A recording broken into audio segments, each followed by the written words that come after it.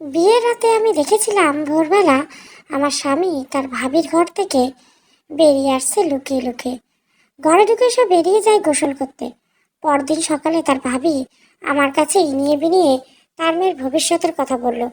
চোখে আঙ্গুল দিয়ে দেখিয়ে দিল আমার বিয়েতে রাজি হওয়াটাই ভুল ছিল। বিয়েতে রাজি না হলে সে তার বিধবা ভাইয়ের স্ত্রীকে বিয়ে করে তার ভাইয়ের মেয়েকে নিজের পরিচয় দিতে পারত। সেদিন আমি ছিলাম শূন্য হাতে, কারণ আমিও তখন বিবাহিত। তারপর এতগুলো দিন এই বাড়িতে কিভাবে আমি টিকে আছি, নিজের সংসার করেছি, এই কথা আপনারা কোনোদিন চিন্তা করেননি। করেছেন শুধু তাদের কথা। রান্নাঘরে দাঁড়িয়ে ইমুক মুখে আঁচল গুছে কথাগুলো বলে কেঁদে ফেলল। তার চোখ দুটো অসম্ভব লাল হয়ে গেছে। ইখুমকে ধমকে দিয়ে তার বড়জা বলল, হচ্ছে কি ছোট, বাড়িতে এত মানুষ, এসব বলার কথা? আর এক ঘর লোকের সামনে আমায় বাম্মা তুলে গালি দেওয়াটা? তোমার স্বামী বয়সে বড়, স্ত্রীর প্রতি তার অধিকার থাকে।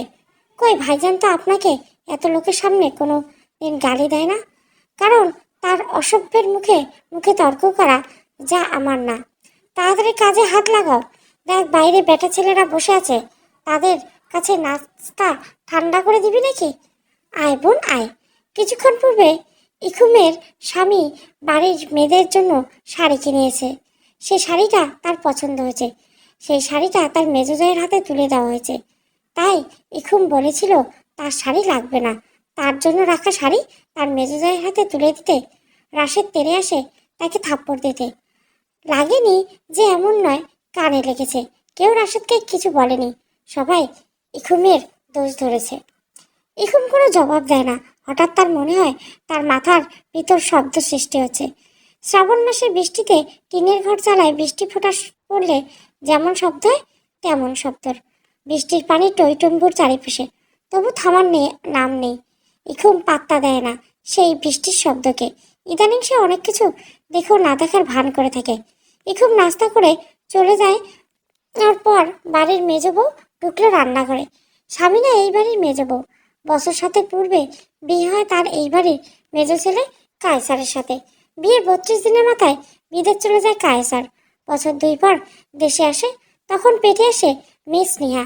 কিন্তু কপালে সুখ ক্ষণস্থায়ী। কায়সার বিদেশি ঘটনায় মারা গেছেন আজ প্রায় 4 বছর। স্বামীরা রান্নাঘরে ঢুকে দ্রুত কাজে হাত লাগায়। তাকে দেখে বড়জা বলল, স্নেহারে দুধ খাইয়ে দিস নাই কেন? প্রতিদিন দুধ খাইতে চায় না তো, তাই আজ দেয়নি। স্নেহা দুধ খাইতে চায় না তুই বলবি বলে যে মেয়েটা দুধ এত পছন্দ করে সে খাইতে চায় না? দেখ মেজো, স্নেহা আমাদের মেয়ে, তুই কেন নিজের ঝামেলাটাকে বাচ্চাটাকে টানছিস? স্বামীনি কোনো জবাব দেয় না, বেরিয়ে যাচ্ছিল রান্নাঘর থেকে। তার সামনে এসে দাঁড়িয়েছে রাশেদ, স্নেহাকে কোলে নিয়ে। রাশেদ এই বাড়ির ছোট ছেলে। রাশেদকে দেখে সামিনা তাকে পাশ কাটিয়ে চলে গেল। বড় ভাবির থেকে 1 গ্লাস দুধ এনে নিজে হাতে স্নেহাকে খাইয়ে দিচ্ছে রাশেদ। এইবারে যদি সাগরিকা কাউকে দেখে চুপ থাকে, সেটা হলো তাসদিদ। শুধু সাগরিকা নয়, এবারে সকল বাচ্চারা তাসদিদকে দেখে ভয় পায়। সাগরিকার 4 চাচা একসাথেই থাকেন, তাদের যৌথ পরিবার। যৌথ পরিবারে বড় চাচার ঘরে বড় ঘরের ছেলে হচ্ছে তাসদিদ। বড় মা তার মা নয়, তার মা মারা গেছেন তাকে জন্ম দেওয়ার সময়। বড় মায়ের পেট থেকে হয়েছে তাসবিদ। 2 ভাই 2 মেরুর মানুষ। একজন বাবার সাথে ব্যবসা দেখাশোনা করে দায়িত্ব নিয়েছেন, অন্যজন লেখাপড়া। আর সাগরিকা হচ্ছে সেজ ভাইয়ের মেয়ে। অনেকগুলো আন্ডার বাচ্চার গল্প বলে কথা, ধীরে ধীরে সবার গল্পে আসবে। তবে আজ শুরু হোক গল্পের স্পন্দন সাগরিকা। বড় চাচার বয়সের সাথে তার ছোট চাচার বয়সের অনেক তফাৎ। বড় মা বলেছিলেন বিয়ের সময় বড় চাচার বয়স যথেষ্ট থাকলে ছোট চাচার রাশেদের বয়স ছিল মাত্র 7। তাই তাসজিদ আর রাশেদের বয়সের খুব একটা তফাৎ বুঝতে পারা যায় না। তাদের দেখে মনে হয় চাচা ভাতিজা নয়, 2 ভাই। সাগরিকা এই বাড়িতে একটা নাম আছে, নামটা হলো অটোপাস। অটো, টেম্পো সহ অনেক নামে ডাকা হয় তাকে। তবুও রাগটা হজম করে নিচ্ছে সে। এবছর অটোপাস দেওয়ার কারণে তাকে যতটা ব্যঙ্গ করা হয়েছে, ততটা যদি ডায়েরিতে লিখত তবে উপন্যাস হয়ে যেত। তুলি সম্পর্কে সাগরিক তার ফুফুতো বোন। সে জোরে জোরে গান গাইছে। আকাশ ছুঁয়েছে মাটিকে, তুমি ছুঁয়েছ আমায়। প্রজাপতি ছুঁয়েছে ফুল, আমি ছুঁয়েছি তোমায়। সাগরিকা বেঁচে আছে তোমারই ভালোবাসায়। গানের সুরে শব্দ করে চিঠিটা পড়লো তুলি। কেউ একজন কাগজ লিখে ইট দিয়ে ঢিল মেরেছে। তুলির কাছ থেকে চিঠি নিতে সাগরিককে ছুটতে ধাক্কা লাগলো তাজদিদের সাথে। তাজদিদের হাতে থাকা গরম চা পুরোটা পড়ে গেল সাগরিকার গলার দিকটায়। তবুও ঠায় দাঁড়িয়ে রইল। তাজদিদ তার দিকে হিমশীতল দৃষ্টিতে তাকিয়ে রইল। ধমকের সুরে বলল, এত নাচতে ইচ্ছে হলে বাজার থেকে নাচনেওয়ালি পোশাক কিনে এনে দেয়। লেখাপড়া নেই বেয়াদব মেয়ে, থাপড়ে গালের চামড়া ফেলে দেব। সাগরিকা কোনো জবাব দেয় না। নিয়ে ভাঙা কাপে হাতে নিয়ে রান্নাঘরে রাখলো। সামিনা তাকে দেখে এগিয়ে এলে সে কিছু বলল না, উল্টো তার সাথে রাগ দেখিয়ে বেরিয়ে এলো রান্নাঘর থেকে। তুলির থেকে সবটা শুনে বড় মা এগিয়ে এলেন তার ঘরে। তাজদিদ কিছু না বলে এই বাড়ির কেউ, মা মারা ছেলেকে তিনি আগলে রেখেছেন। তাজদিদ তাকে নিজের মা মনে করেন। সাগরিকা কারোর সাথে কথা বলে না রাতে। তাজদিদ ফিরে এলে তাকে ডাকলো, লাভ হলো না। ঘরের দরজায় ফাঁক দিয়ে একটা মলম দিয়ে বলল, কুমুদবতী মলম না কেনে, দাগ পড়ে যাবে না হলে। কিন্তু গভীর রাতে সাগরিকা অনুভব করলো কেউ খুব যত্ন নিয়ে তার গলায় ওড়না সরিয়ে মলম লাগিয়ে দিচ্ছে। স্নেহকে তুমি দুধ খাওয়াতে নিষেধ করছো? রাশেদের তেজের সাথে বলা কথায় ইমুক বলল, আমি কেন বলবো? আমার কি দরকার? তবে কেন মেজে ভাবি তাকে খাওয়ায়নি? ভাবিকে জিজ্ঞেস করো। স্নেহ বাচ্চা মেয়ে, ওর সাথে রেশারেশি না করলে চলে না? আমি করিনি, তুমি একটু বেশিই করো। এত সন্দেহবাদী কেন তুমি? আমাদের নিজের সন্তান চাই রাশেদ, আমার আপনার সন্তান, আমাদের সন্তান। এবার রাশেদ এগিয়ে এসে তার সামনাসামনি বসে বলল, আমার মনে হয় তোমার দিন কয়েকের জন্য তোমার বাবার বাড়ি ঘুরে আসা উচিত, কারণ তোমার মন ভালো হবে। রাশেদের কথায় ইখুম চাপা হাসি আসে। তাকে ঘুরে আসতে বলার কারণ সে জানে। আগামী পরশু রাশেদ স্নেহাকে স্কুলে ভর্তি করাতে নিয়ে যাবে। ফর্মে মায়ের নাম সামিনা আর বাবার নামের জায়গায় থাকবে রাশেদ। গভীর রাতে ইমুকের ঘুম ভাঙে। দরজায় কারো মৃদু করাঘাতে রাশেদ বেরিয়ে যায় চোরের মতো। মিনিট দুয়েক পর ইখুম কান পাতে দরজায়। সে স্পষ্ট শুনতে পাচ্ছে মেজবাবির ঘর থেকে ভেসে আসছে হালকা গোঙানির শব্দ। যখন ভাবির সাথে রাখবে, তবে আমাকে কেন বিয়ে করেছিলে? ইখুমের প্রশ্নের কোনো ভাবান্তর হলো না রাশেদের। টাই বাঁধতে ব্যস্ত সে। ড্রেসিং টেবিলের সামনে দাঁড়িয়ে সে বারবার চেষ্টা করছে, কিন্তু কিছুতেই ঠিকমতো টাই বাঁধতে পারছে না। জবাব না পেয়ে টেবিলের উপর এক কাপ চা রেখে ইখুম এগিয়ে এলো রাশেদের দিকে। লোকটা এখনো টাই বাঁধতে পারে না। মৃদু হেসে তার দিকে এগিয়ে গিয়ে একটু উঁচু হয়ে দাঁড়ালো। রাশেদের হাত তখন তার কোমরে গোছা আঁচলের দিকটায়। রাশেদ ইখুমের কোমরের দিকটায় ইচ্ছে করে একটা চিমটি কেটে বলল, আমি যে তোমার, এটা তোমার বিশ্বাস হয় না? বিশ্বাস করার জন্য অন্যের রেফারেন্স কেন লাগে? রক্ষিতে রাখা পুরুষের কথায় কি বিশ্বাস জন্মে? সে সময় দরজা নক না করে প্রবেশ করেছিল সাবিনা। রাশেদ খেয়াল করেনি, কারণ সে ততক্ষণে গভীর ডুবে যেতে ব্যস্ত ইমুখে এর অধরে। ইখুম তার থেকে নিজেকে ছাড়াতে চাইলেও দেখতে পারল সাবিনা দরজার সামনে দাঁড়ানো। তাকে দেখে ইখুমের হাতের বন্ধন শক্ত হলো। ইখুম নিচ থেকে রাশেদকে আরো একটু সন্নিকটে এসে ডুব দিল তার পুরুষালী স্পর্শে এবং সিগারেটে পড়া ঠোঁটে। সে যেন সামিনের চোখে আঙ্গুল দিয়ে দেখিয়ে দিতে চাইছে রাশেদ তার সিলমোহর প্রাপ্ত অধিকার। তার সন্নিকটে আসতে রাতের আধার কিংবা লুকোচুরির প্রয়োজন নেই। কয়েক মুহূর্ত পর ইখুম চোখ মেলে তাকিয়ে দেখতে পেল সামিনা তার পরনের শাড়ির আঁচল মুখ গুজে ধীরে ধীরে সরে যাচ্ছে দরজার সামনে থেকে। নিজের ঘর থেকে বারবার উঁকি দিকে দেখছে সাগরিকা।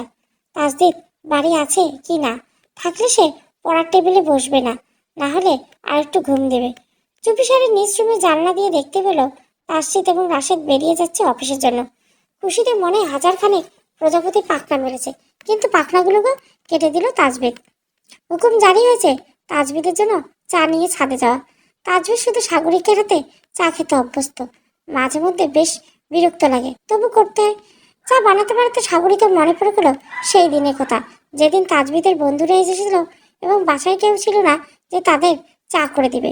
সাগরিকা তখন ক্লাস 7-এ পড়ে। ঠিকমতো চা বানাতে জানে না, কিন্তু সেদিন চা নাকি অমৃতের মতো হয়েছিল। এটা তাজবিদের সকল বন্ধুর কথা।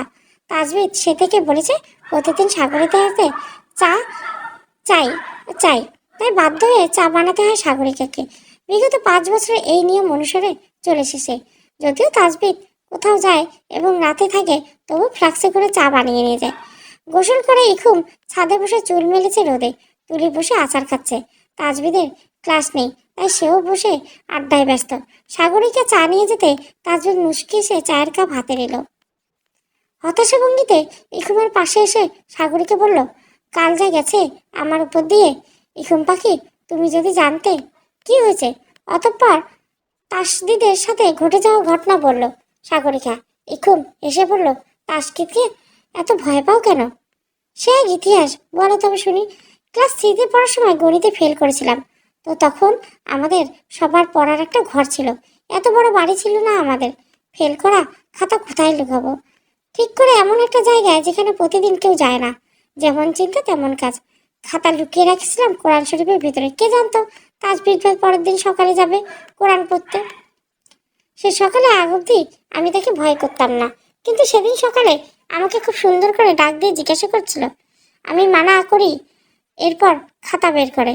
খাতায় নাম্বার তখন 22। বিশ্বাস করো রঙ্গামা, আমাকে গাছের সাথে বেঁধে রাখছিল পুরো 22টা ঘন্টা। এমন মানুষকে কেউ ভয় পাবে না? সাগরী দেখার কথা হাসি যেন থামছেই না কারো। তাজবিদ বলল, ভাই লেখাপড়ার ব্যাপারে একটু স্ট্রিক্ট, তবে মন ভালো। হ্যাঁ, মন ভালো না হলে কি গন্ডায় গন্ডায় প্রেমিকা পালে? সাগরিকার কথা শেষ করার পূর্বে ইমুক দৌড়ে এক কোণে গিয়ে দাঁড়ায়। বমির দমকে সে দাঁড়িয়ে থাকতে পারছে না। তাসবিদ দ্রুত বাকিদেরকে ডাক দেয়। সাগরীকে তাকে ধরে নাক মুখে পানি দিয়ে ঘরে এনে শুইয়ে দেয়। বাড়িতে খুশির একটা আমেজ সৃষ্টি হয়েছে। কায়সার মারা যাওয়ার পর এ বাড়িতে মানুষ এতটা খুশি হয়নি। এবং মা হতে চলেছে। সাগরীকে বলল, স্নেহার খেলার সাথে আসবে। রাঙামা, তুমি এবার খুশি তো? স্নেহাকে একবার এনে দিবি? ইখুমের সাথে সামিনার যত না হোক, স্নেহাকে তাদের ঝামেলার মাঝে আনে না। ইখুম স্নেহাকে কোলে বসে তাকে জিজ্ঞাসা করলে, তোমার ভাই বোন এলে খুশি হবে না? স্নেহা ইখুমের গলা জড়িয়ে ধরে বলে, রাঙামা, আমি আমার সব খেলা রাঙাবাবুকে দিয়ে দিব। সাগরিকা স্নেহার মাথায় হাত বুলিয়ে দিয়ে বাইরে বেরিয়ে এলো ছাদে যাবে বলে। সিঁড়ির কোঠায় কাঠছাড়া এসে সে শুনতে পেল সামিনা ফুপিয়ে ফুপিয়ে কেঁদেই চলছে।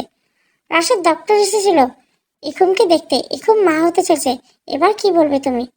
আমার স্নেহার কি হবে? বাড়ির ছোট বড় সবার সামনে রাশেদ ইখুমকে থাপ্পড় মেরেছে। ইখুমের গালে দাগ পড়ে গেল সাথে সাথে।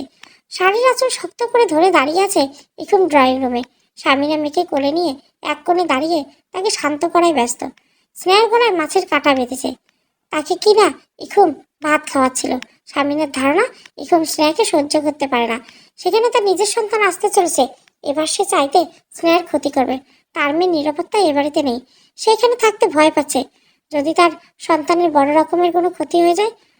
রাশেদ তাজদিদ অফিস থেকে ফিরে এসে এসব শুনতে পায়। বড় বউ এবং সাগরিকার মা তখন স্ন্যাকের নিয়ে ব্যস্ত। কয়েক লোকমা সাদা ভাত খাইয়ে দিতে কাটা নেমেছে। তবুও সে না কাঁদছে। ইখুমকে মার খেতে দেখে সাগরিকা দ্রুত এসে তাকে ধরলো। তারপর কিছু বলতে চাইলেও ইখুম নিষেধ করলো। সাগরিকা শুধু চাচাকে বলল, আমি তোমাকে সব থেকে বেশি ঘৃণা করি, সব থেকে বেশি। ইখুমের হাত ধরে টানতে টানতে নিজের ঘরে নিয়ে দরজা বন্ধ করে দিল সে। তাজদিদ বাড়ির কোনো বিষয়ে কথা বলে না। এটার জন্য বাবা মা চাচা চাচি আছে। কিন্তু আজ ইখুমকে মার দেওয়াটা সে মেনে নিতে পারল না। হাত ঘড়ি খুলতে খুলতে বলল, স্নেহাকে নিয়ে ডক্টরের কাছে চলে যাও। মেজোকে সন্দেহ থাকলে দূর হয়ে যাবে। আর চাচু, তুমি কি বলেছিলে রাঙ্গা বউ মা হতে চলেছে? এটা অবশ্যই ভালো নয়। তুমি তোমার স্ত্রীর গায়ে হাত তুলছ। তাজদিদের কথা শেষ করার পূর্বে বাসায় কাজের মহিলা এসে বলল, ভাত ছোট বউ না, সাগরিকা খাওয়াচ্ছিল। তাসদিদ বাবারে দেখে সাগরিকা ভয় পায়। যদি তারা বকা দেয়, তাই ছোট বউ কইছে সে খাওয়াইতেছে। ছোট বউ সিনারে কষ্ট দিবে এমন মাইয়া সে না। রাতের খাবার বানানোর সময় স্বামীনা এসে বলল, আমার ভাই বলেছে তার ওখানে যেতে। আমিও চাই, অন্তত আমার মেয়েটার জীবনের নিরাপদের জন্য। তুই কি বলতে চাচ্ছিস স্নেহার এই বাড়িতে কোনো নিরাপদ নেই? আমরা সবাই ক্রিমিনাল? এই পর্যায়ে স্বামীনা প্রায় কেঁদেই দিয়ে বলল, ভাবি, আমি খুব ছোট হয়ে থাকি। মানুষটা নাই 4টা বছর। তোমরা আমাকে কষ্টে রাখো না। তবুও আমার একটা জিনিস চাওয়া আগে চিন্তা হয়।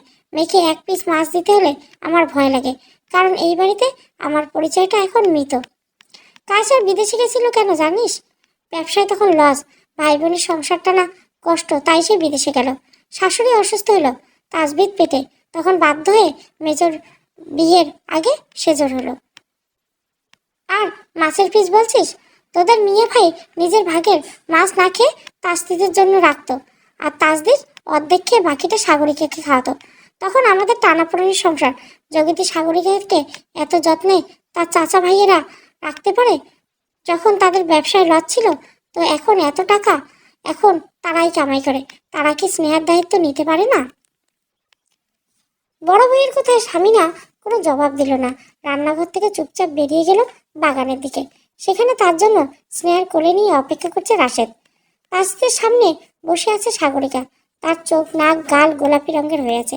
কাঁদতে কাঁদতে তার চোখ ফুলছে, চোখের পানি শুকিয়ে গালে দাগ ফেলেছে। তাকে দেখে দীর্ঘশ্বাস ফেলল রাশেদ। টিস্যু দিয়ে গালের পানি মুছে দিতে তার মনে হলো পুরো দিনে দেহের তৃষ্ণা, মনের ক্লান্তি, মস্তিষ্কের ক্ষুধা মেটে পেল। চোখ বুঝে সে সাগরিকাকে জিজ্ঞেস করলো, কাঁদছিস কেন? রাঙা মা, আমার জন্য মার দেব আকচার। তখন বলিসনি, এখন কেন কাঁদছিস? তাসিদের ধমকে সাগরিকার কান্না আরো বেড়ে গেল। ফুপিয়ে ফুপিয়ে কেঁদে উঠল সে। তাসিদ উঠে এসে তার হাতে একটা প্যাকেট দিয়ে বলল, রাঙা বউকে নিয়ে দিবি, আর 10 মিনিটের মধ্যে নিচে খেতে আসবি। তাসিদ চলে যাচ্ছিল, তখন মিনমিন স্বরে সাগরিকা বলল, খাবো না, পেট ভরা। বকা খেয়ে পেট ভরে গেছে আমার। আমার পেট ফেটে যাবে এবার, এত ভরা। তাসিদ ফিরে এসে কাজের লোককে ডেকে পাঠিয়ে বলল 3 জনের খাবার ঘরে দিয়ে যেতে। এরপর ইখুমকে নিয়ে এলো সেখানে। ইখুম কাঁদছে না, তার মন খারাপ না, সে অভ্যস্ত। কিন্তু সাগরিকা তাসিদকে ভয় পায়। তাসিদ গম্ভীর ধরনের মানুষ। সাগরিকা ভয়ের কথা করে সে কিছু বলেছিল, কিন্তু এত কিছু হবে সে নিজেই বুঝে নেই। ইখুমের প্লেটে খাবার বেড়ে দিয়ে নিজ প্লেটে খাবার বেড়ে নিল তাসিদ। সাগরিকা চুপচাপ বসে আছে। এমন দৃশ্য এ বাড়িতে অহরহ দেখা যায় না। তাসিদ সাগরিকাকে খাইয়ে দিচ্ছে, উল্টোটাই দেখা যায়। তাসিদ ধমকি দিচ্ছে তাকে। খাবার টেবিলে বসেও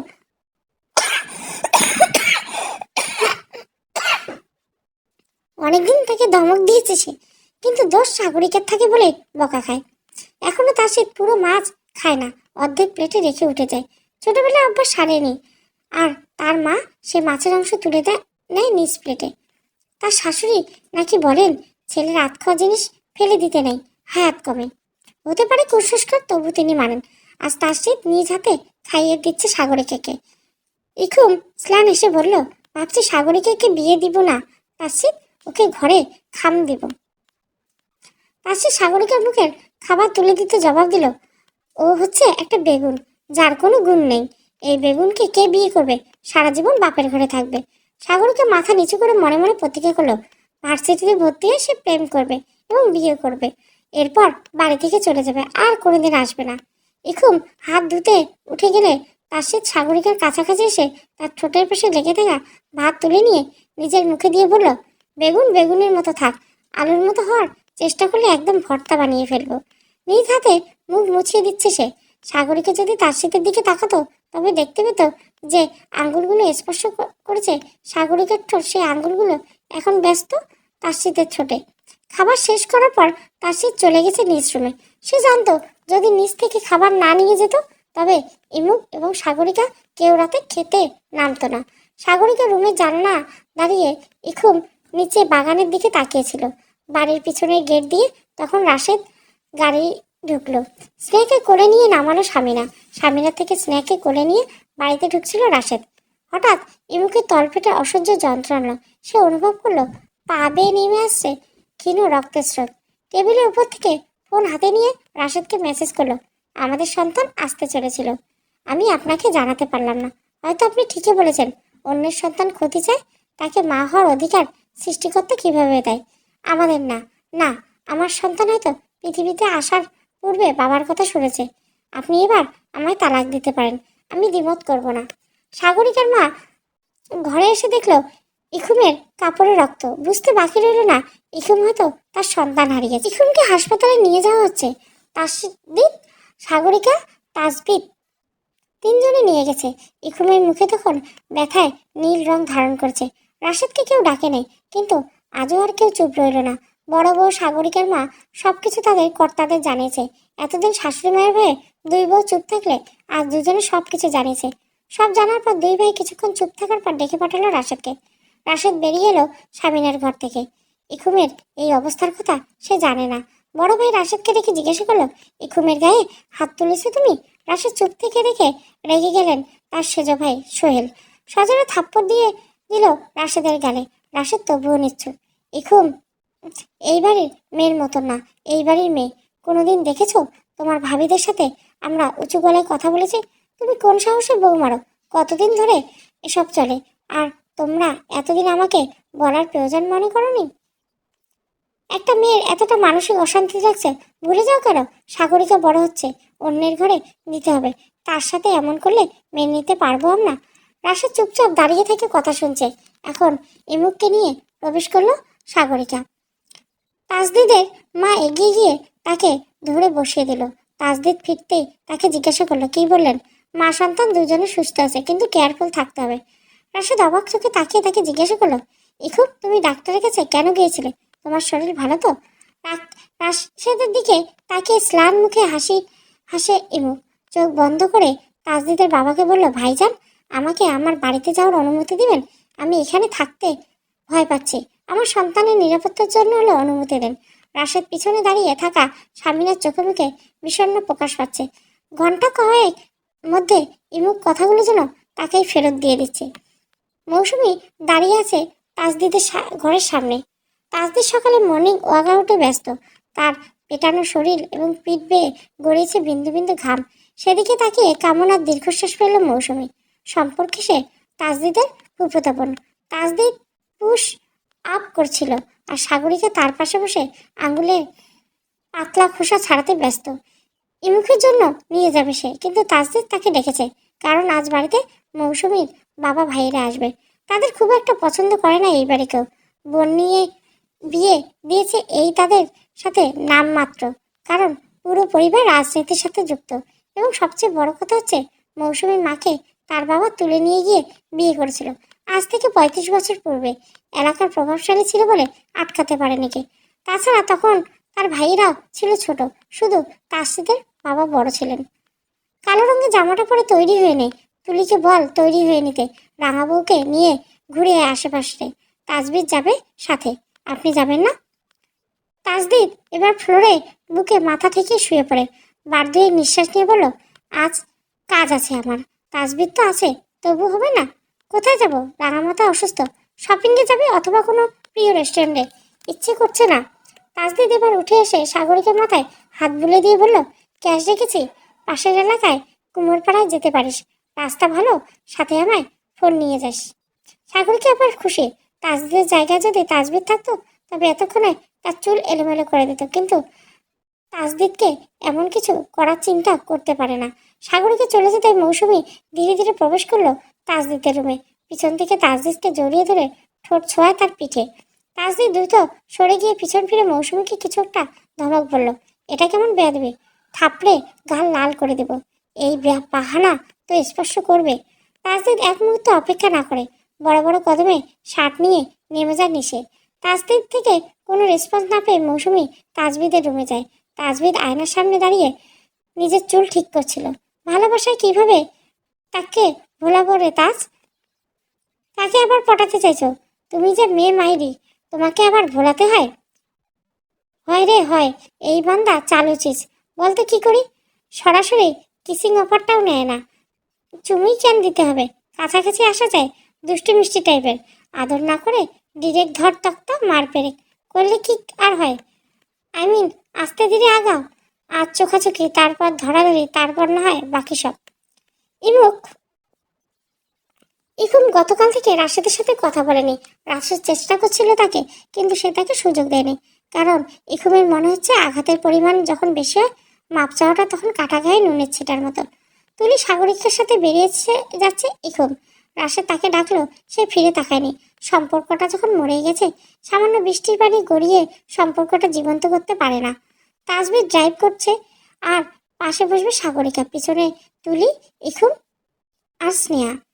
গাড়িতে ওঠা রেখে তাজদিদ সাগরিকার কাছে এসে দাঁড়িয়ে ওর কাঁধ থেকে ওড়নাটা সরিয়ে বেরিয়ে থাকা আন্ডারগার্মেন্টসের স্ট্রাপ কামিজ ভিতরে ঢুকে দিয়ে ওড়না ঠিক করে দিতে দিতে তাজদিদ বলল, সাবধানে যাবি, আর ফোন সাথে নিয়ে যাবিস, কোনো প্রয়োজন হলে কল দেবে, আর অবশ্যই সাবধানে ড্রাইভ করবে। কিন্তু তাজদিদের করা কাজ তুলির নজর এড়িয়ে গেল না। সে ফাঁকা ঢোক গিলে মনে মনে বলল, আমি তো ফুফুতো কয় দুলাভাই পেতে চলেছি। তাজদিদ সাগরিকার দিকে তাকিয়ে বলল, যদি শুনেছি উল্টোপাল্টা কিছু ভয়ে থতমত খেয়ে থাকা সাগরীকে বলল, আমি কিছু করব না, সাবধানে থাকবো। সাগরীকে চলে যাওয়ার পর তাজদিদ সবাইকে বলল সেজন্য কি তৈরি হতে, কারণ আজ তাকে পাত্রপক্ষ দেখতে আসবে। তাজদিদের পরিচিত একজন, কেউ আপত্তি করলো না। তাজদিদ দুটো যুক্তি, স্বামীনার বয়স এখনো অনেক বাকি, সে চাইলে পুনরায় শুরু করতে পারে। ইখুম রাশেদের সংসার কিংবা অনাগত সন্তানের জন্য এটা প্রয়োজন, কিন্তু রাশেদ মেনে নিতে পারল না। সে তাজদিদের সাথে মতে দ্বিমত। ইখুমের সমস্যা আলাদা, এখানে স্বামীকে টেনে আনা বোকামি। সে স্বামীনার বিয়েতে রাজি নাই। স্বামীনা শুনে অজরে কাঁদছিল। কিছুক্ষণ পর সে দৌড়ে গিয়ে নিজের রুমে দরজা বন্ধ করে দেয়। বাইরে থেকে ডাকাডাকির পর দরজা খুলছিল না। পিছনে জানলা দিয়ে রাশেদের ঘর উঁকি দিয়ে দেখতে পেল স্বামীনার দেহ ততক্ষণে ঝুলছে সিলিং ফ্যানের সাথে। স্বামীনার ঘরে দরজা খুলে তাকে তাজদিদ আর রাশেদ নামিয়েছে। খুব একটা ক্ষতি হয়নি তার, শুধু গলায় দাগ পড়েছে খানিকটা। অনবরত ফুপিয়ে কেঁদেই চলেছে সে। রাশেদ ব্যতীত কেউ তাকে কোনো প্রকার সহমর্মিতা দেখাচ্ছে না। সাগরীকে মা কিছুটা বিরক্ত হয়ে বলল, তবে ইখুমকে বিয়ে কেন করলা তুমি? আর স্বামীনা কায়সার ভাই মারা যাওয়ার পর 2 বছর ইখুম বাড়ির বউ হইল। ইখুম তো একাই আসে নাই, আমরা দেখে শুনে খোঁজ খবর নিয়ে এসেছি। যদি তোদের মধ্যে সম্পর্ক থাকে তাহলে আগেই বললে হতো। এখন মনে হচ্ছে আমরা খুব ভুল করেছি। আর ছোটর কথাই ঠিক। স্বামীনা দৌড়ে এসে সাগরিকার মায়ের হাত ধরে বলল, বুবুরে, যাই অপবাদ দিস না, কোনো চরিত্রহীনের অপবাদ দিস না, আমি সইতে পারবো না। তোদের কাজ তোদের এই তকমা লাগাতে বাধ্য করতেছে। ইখুমের সন্তানের কথা তো চিন্তা কর। আর আমার মেয়ে, ও তোদের কেউ না? স্নেহকে কেউ ঠকিয়েছিস? কখনো ভেবেছিস এই যে মরতে যাচ্ছিল তখন কি হতো? তাসদিদের বাবা এতক্ষণ দরজার সামনে দাঁড়িয়ে সব শুনছিল। এমন লজ্জাজনক কথা কারো কাছে বলাও যায় না। লোকে জানলে কি বলবে? মেজো ভাই মরেছে আর তার বিধবা বউটার সাথে ছোট ভাইয়ের সম্পর্ক। যখন ভাইটা বিবাহিত, পরক্ষণে তার মনে হলো নিজেদের শোক ভুলতে গিয়ে স্বামীনার চোখের সামনে রেখে সত্যি ভুল করছে। স্বামীনার এবার একটা জীবন সঙ্গীর প্রয়োজন। সে পুনরায় জীবন সাজিয়ে তুলবে। রাশেদের এমন বেহায়াপনাকে উস্কে দেওয়া মানে পরিবারের মান সম্মানের সাথে ইখুম আর তার অনাগত সন্তানের ভবিষ্যৎ নষ্ট করে ফেলা, যা তিনি কখনোই হতে দেবেন না। দরাজ গলায় তাজদিদের বাবা রাশেদকে বলল ঘর থেকে বেরিয়ে আসতে এবং স্বামীনাকে মানসিকভাবে প্রস্তুতি নিতে পাত্রপক্ষের সামনে যাওয়া। বেসমেন্টে কিছু কাজ চলছিল। সামনে তাজদিদের দাদুর জন্মদিন, উনি গ্রামে আছেন, তাই ভদ্রমহিলার সন্তানেরা ঠিক করেছেন এবার তার 100 বর্ষ জন্মবার্ষিকীতে পালন করবে। তাজদিদ নিজে দাঁড়িয়ে থেকে কাজগুলো দেখছিল। হঠাৎ সিগারেটের তৃষ্ণা পেয়েছে তার। পকেটে হাত দিতে সিগারেট পেল, কিন্তু লাইটার পেল না। তার লাইটারটা বেশ প্রিয়, কারণ তার 47তম প্রেম নিবেদনে পেয়েছিল এটি। তাজদিদ ভেবেছিল হ্যাঁ, এবার নিজেকে গুছিয়ে নেওয়া যায়। কিন্তু প্রেম নিবেদনের আগের রাতে সে দেখতে পেয়েছিল একজোড়া ঘন আঁখি পলক, ছলছল চাহনি, কমলার কুয়ার মতো মসৃণ ঠোঁট, একজোড়া নগ্ন পা। মুদিত কণ্ঠে ক্লান্তি এসে দেখেছিল তীরত্তির করা ঠোঁট দুটো যেন প্রথম বর্ষার বিন্দু বিন্দু জল করা। সেই যে তার বুকে আজন্ম তৃষ্ণার জন্ম নিল। বিগত 5 বছরে এই তৃষ্ণা কমেনি। রঙ্গ শতবর্ষী ওয়াইনের মতো তার কাছে হয়ে উঠেছে আজ আজন্মকাল তৃষ্ণা। একটা দেশলাই কাঠি জ্বালাও, আহা, একটা দেশলাই কাঠি জ্বালাও, তাতে আগুন পাবে। শীতের কাছ থেকে দূরে পালাও, তাতে ফাগুন পাবে। তবু আমাকে আর পাবে না, কারণ আমায় অবহেলা করেছো। আরে আমায় নিয়ে খেলা করেছো তুমি, আমায় নিয়ে খেলা। আহা। তাসদিদের পিছন থেকে জড়িয়ে ধরে গান গাইছিল মৌসুমী। কণ্ঠে এবং স্পর্শে তাসদিদ বুঝতে পেরেছে এটা মৌসুমী। তার থেকে নিজেকে ছাড়িয়ে নিলে বলল, বেহায়াপনার একটা লিমিট দিন দিন ক্রস করছিল। প্রিয়তম, তোমাকে পেতে আমি বেহায়া হতেও রাজি। তোকে কে পেতে চায়? স্বভাব ঠিক কর, নইলে বাইরের মানুষ অপমান করতে কিন্তু 2-3 বার চিন্তা করবে না। মৌসুমী মেয়েটাকে কিছু বলা যায় না। কিছু মেয়ে আছে যারা ছেলে দেখলে গলে মোম হয়ে যায়, কিছু বুঝতে পারে না। তাদের পোশাক তখন ঠিক থাকে না, তারা আহ্লাদি বোধ করে ছেলেদের উপস্থিতি। শুধু তাই নয়, এদের সব জায়গায় পাওয়া যায়, সব অকাজের জায়গায়। এরা পারে শুধু মানুষের গসিপিং করতে। বলতে বলতে তাসদিদ এদের আলু বলে, যার যেমন গুণ নেই, কিন্তু সে সব জায়গায় আছে। শব্দ শুনতে খারাপ লাগলো। আলুকে তাসদিদ 12 ভাতারি সবজি বলে, আর মৌসুমীকে আলু। ইকুয়েশনটা মিলিয়ে তাসদিদ আপন মনে হাসতে হাসতে দ্রুত সরে আসে মৌসুমীর থেকে। বেরিয়ে আসতে দেখতে পেল সাগরিকার গাড়ি ঢুকছে। এত দ্রুত ফিরে আসার কারণ ভাবাচ্ছে তাকে, কারণ এখনো মৌসুমীর বাবা ভাইরা বসে আছে তাদের ড্রয়িং রুমে, যাদের মুখে ধূর্ততা এবং দৃষ্টিতা অশীলনতা। তাদের সামনে সে ইখুম, সাগরিকা কিংবা তুলিকে আনতে চায় না। ওরা তো তাসরিদের বাড়ির সম্পদ, আর সম্পদের দিকে কুনজর কুকুরদের থাকে। তাসরিদ নেমে এসে বলল, সাগরিকার পায়ে ব্যথা পেয়েছে, পা মচ্ছে নীল হয়ে গেছে, কিন্তু সে গাড়ি থেকে নামতে নারাজ। তাসদিদ এগিয়ে যেতে ইখুম বলল, বকো না ওকে, ভয় পেয়ে আছে এমনিতে। সাগরিকা তখন ফুপিয়ে কেঁদে উঠল। তাসরিদ কিছুটা শক্ত হতে টেনে নামিয়ে এনে নিজের বুকের সাথে মিশিয়ে ফেলল। মৌসুমী ভুরু কুচকে তাকিয়ে আছে সেদিকে। হাবভাব ভালো লাগছে না তার কাছে। তাসরিদ সাগরিকা ধরেছে, আর সাগরিকা তাজবিদকে। যেন ত্রিমুখী সংঘর্ষ। তাজবিদ স্লান হেসে সাগরিকার মাথায় হাত রেখে বলল, আমি ধরে আছি, ভয় কেন পাচ্ছিস? মৌসুমী হচ্ছে তাজদিদের বড় ফুফুর মেয়ে, যার বাবা এলাকার একজন মাননীয় ব্যক্তি, রাজনৈতিক প্রভাব অনেক। এই যে লোক যে তার স্ত্রীকে উঠিয়ে নিয়ে বিয়ে করেছে, এর স্বভাব চরিত্র এবং কার্যকলাপ বেশ নিন্দাসূচক। তবু বোনের খাতিরে তার সাথে নামমাত্র সম্পর্ক রেখেছেন সবাই। তিনি এসেছেন তার ছেলের বিয়েতে দাওয়াত দিয়ে।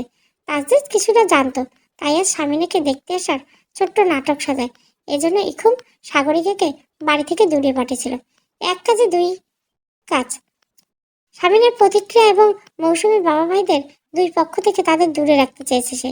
আর স্বামীনা যা করেছে, এটা ইখুমের উপস্থিতি হলে পরিস্থিতি আরো খারাপ হতে পারত।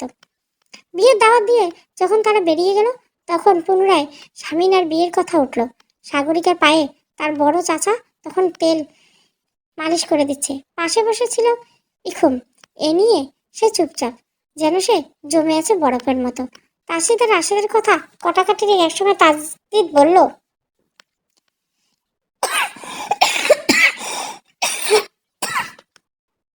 স্ত্রী স্বামীর জীবন রহমত, এরা পরনারীর বিষ সমতুল্য। তুমি বিষের জন্য রহমতকে কষ্ট দিচ্ছ, আমরা মেনে নিতে পারবো না। সব সম্পর্কে পরকীয় হয় না। তাসরিদ, তুই বুঝতে পারছিস আমাকে? রাঙা বইয়ের খবর দিনে কয়বার নিয়েছ? এখন তার খেয়াল রাখা কার দায়িত্ব? এক দায়িত্ব নিতে অন্য দায়িত্ব অবহেলা করতে পারে না। তবে সরি টু সে, আমার এটা মেনে নিব না। মেজকাকের ভবিষ্যৎ আছে, কারো রক্ষিতা সে নয়। এ বাড়িতে থেকে যদি তাকে রক্ষিতা উপাধি পেতে হয়, তবে এ বাড়িতে সে থাকবে না। আগামীকাল ভোরে চলে যাব তাকে নিয়ে, আর স্নেহাকে নিয়ে। এ বাড়িতে তোমার বাড়ির বউকে রক্ষিতা বানাতে পারো। এ বাড়িতে থাকার প্রয়োজন নেই। প্রয়োজনে আমি ইমুককে মুক্ত করে দেব। ইমুক কিছু বলল না। সে শান্ত নিষ্প্রভ দৃষ্টিতে তাকিয়ে রইল রাশেদের দিকে। স্বামীনে এসে দাঁড়িয়েছে রাশেদের পাশে। স্নান হেসে বলল, তবে সন্তান? রাশেদ স্পষ্ট জানায় অবসান করিয়ে ফেল। ইমুক নিস্তব্ধতা যেন প্রতিবাদের ভিন্ন এক সুর। রাশেদের কথাগুলো শুনে সে দাঁড়ালো। বাচ্চা কখনো একটি সম্পর্কের কারণ হতে পারে না। একটা বাচ্চা যেমন স্বামী স্ত্রীকে এক থাকতে হবে, এমন কোনো ধরাবাঁধার নিয়ম নেই। ঠিক তেমনই নিয়ম নেই স্বামী স্ত্রী এক ছাদের তলে থাকার জন্য একটা সন্তানকে মায়ের গর্ভে খুন করে ফেলা। আমি আমার সন্তানকে কিছুই করব না। তার মায়ের গর্ভে বেড়ে ওঠার জন্য কিংবা পৃথিবী আসার জন্য কোনো সহমর্মিতার প্রয়োজন নেই। না আছে টিকে থাকার জন্য অন্যের বাবার প্রয়োজন। প্রতিটি মা একজন যোদ্ধা। আমি নিজেই পারবো আমার সন্তানের সকল দায়িত্ব বুঝে নিতে। আপনি বরং আপনার হবু বউয়ের সাথে থাকুন। 8টা মাস অপেক্ষা করুন, আমি আপনাকে ডিভোর্স দিয়ে দিব। মোহরানা কোনো টাকা লাগবে না কিংবা কোনো ক্ষতিপূরণ ছাড়াই। বুঝে নেবেন আপনাকে হাদিয়া দিয়েছে। আর যদি আপনার শারীরিক মেলামেশা নিয়ে চিন্তিত থাকেন, তবে আপনাকে দ্বিতীয় বিয়ের অনুমতি দিচ্ছি। স্বামীনা এক ঘর লোকের সামনে প্রায় চিৎকার করে বলল, তোর চিন্তা ভাবনা এতটা নিম্ন কেন? ইখুব, আমিও একটা মেয়ে। আমার সম্মান নিয়ে এসব বলার অধিকার কাউকে দেয়নি। তবে আমি নিচ্ছি আমার স্বামীকে তোমাকে। এবার অন্তত কোনো খারাপ কাজে লিপ্ত হওয়ার আগে চিন্তা করো না। একজন নারী এই সিদ্ধান্ত নিতে কতটা কষ্ট হয় তুমি বুঝবে না। তুমি যেমন তোমার মেয়ে কথা চিন্তা করে এসব করছো, আমিও তেমন আমার অনাগত সন্তানের কথা ভেবেই সিদ্ধান্ত নিয়েছি। কারণ জানো তো, আসলের চেয়ে সুদ বেশি। রাশেদ কোনো কথা বলার সুযোগ দেয় না ইমুক। এতদিন তার মনে হতো সে হয়তো ওদের অহেতুক সন্দেহ করছে, কিন্তু আজ তার কথায় নিজ মন থেকে সম্পূর্ণ উঠে গেল রাশেদ। কোনো এক বইতে সে পড়েছিল, পূর্বের ধানের ভাত নাকি তেতো লাগে। ঠিক তেমনই তেতো লাগছে সবকিছু আজ তার কাছে। দ্রুত পায়ে সে নিজের ঘরে ফিরে এলো। তার বাবাকে কল দিয়ে আগামীকাল তাকে নিতে আসতে বলেছিল সে। এখনো সে বাবার বাড়ির কেউ জানে না তার সাথে এত কিছু ঘটেছে। পায়ের ব্যথা চোখ মুখ কুচকে যাচ্ছে সাগরিকার। তার হাতে অজান্তে এগিয়ে যাচ্ছে পায়ের দিকে। ইচ্ছে করছে যোগ এনে পায়ে ছেড়ে দিতে, যোগের রক্তের সাথে চুষে খাবে তার ব্যথা। খুঁড়ি খুঁড়ি হাঁটছে সে পুরো ঘর। জেলো বাতাস বাইছে বাইরে। আজ মনে হয় পূর্ণিমা। কোথাও বৃষ্টি হয়েছে কিনা। আকাশটা পরিষ্কার। এক টুকরো মেঘ তুলোর মতো উড়ে এসে ঢেকে দিয়েছে চাঁদকে। চাঁদ ঢাকা পড়েছে মেঘে, আবার মেঘ সরে যাচ্ছে, আবার চাঁদ উঁকে দিচ্ছে। চাঁদের দিকে তাকিয়ে তার বড্ড মন খারাপ হয়। চাঁদ আর রাঙা মায়ের সুখ একরকম। সুখের আগমন তো হয়, মেঘ এসে ঢেকে দেয়। শুনেছে চাঁদে নাকি মরিচা ধরেছে, সাথে মরিচা ধরতে শুরু করেছে তাদের পরিবারও। যা চা নিয়ে আয়। তাজবিদের কণ্ঠে সাগরিকা ভুরু কুচকে তাকিয়ে রইল। তাতে দাঁত চেপে সে বলল, বিয়ে করে বউকে হুকুম দাও না। আমাকে এত জ্বালাতো আসো কেন বাপু? কবে যে আমার বিয়ে হবে? কবে যে আমি এই বাড়ি থেকে যেতে পারবো? আল্লাহ, তুমি আমার দিকে চোখ তুলে তাকাও না কেন? বিয়ের এত শখ? হ্যাঁ, আমার বর্তমানে 3টে স্বপ্ন। বিয়ে, বিয়ে এবং বিয়ে। বিয়ে ছাড়া আমার আর কোনো লক্ষ্য নেই। তো পাত্র দেখবো? ঘটু মন্ত্রীরে বিয়ে করাবো? তাজবিদের কথায় তার পিঠ দুম করে কিল বসিয়ে দিল সাগরীকে। তারপর বলল, সত্যি করে বলো তো, আমার জন্য কি একটা বিয়ে আসে না? একটাও না। তুই বুঝবি না। আপনি গুরু, আমি শিক্ষক, বুদ্ধি আমার কম। আপনি বুঝাই দিলে বুঝিতে সক্ষম। ছি, কি অশ্লীল গান। যা ঘুম। ভাইরে, বিয়ের কথা কি হলো? ভাইয়াকে বলে দেখি কি করা যায় কতদূর। ভাই মাপ চাই, আমার বিয়ে করার দরকার নেই। তা প্লিজ বলিও না, পায়ে ধরি। রাত তখন গভীর। আজ পায়ে ব্যথা পাওয়ার জন্য তাসজিদ তাকে আচ্ছা মতো বকেছে। কারণ সে শুকনো জায়গায় আছাড় পড়েছিল। এমন নয় যে সে হিল জুতা পড়েছিল। এমনি এমনি পড়ে ব্যথা পাওয়ার কোনো যুক্তিতা নাই। গভীর রাতে সাগরের ঘুম কিছুটা হালকা হলো। সে অনুভব করছিল তার ঘরে কেউ হাঁটছে, আলতো স্পর্শ করেছে তার পায়ে। ঘরে হঠাৎ সিগারেটের গন্ধ পড়েছে, উষ্ণ 2 ঠোঁটের স্পর্শে। তখন সাগরিকার 2 পায় কেউ পরম ভালোবাসার বড়িয়ে দিচ্ছে 2 পা। সাগরিকা হঠাৎ ভয়ে হতে শুরু করেছে। সে চাইছিল প্রাণ ভরে চিৎকার করতে, হঠাৎ তার দেহ নিস্তেজ হতে শুরু করলো। সে বুঝতে পারলো সে জ্ঞান হারাচ্ছে। তার ঘুম যখন ভাঙলো, তার মা তার মাথার কাছে বসা, ইখুম তার পাশে। তাজদিদ তার ব্লাড প্রেশার মারছিল। সে মাকে দেখে ফুপিয়ে ফুপিয়ে কেঁদে উঠল। মা, আমি আর কোনোদিন বিয়ের কথা বলবো না।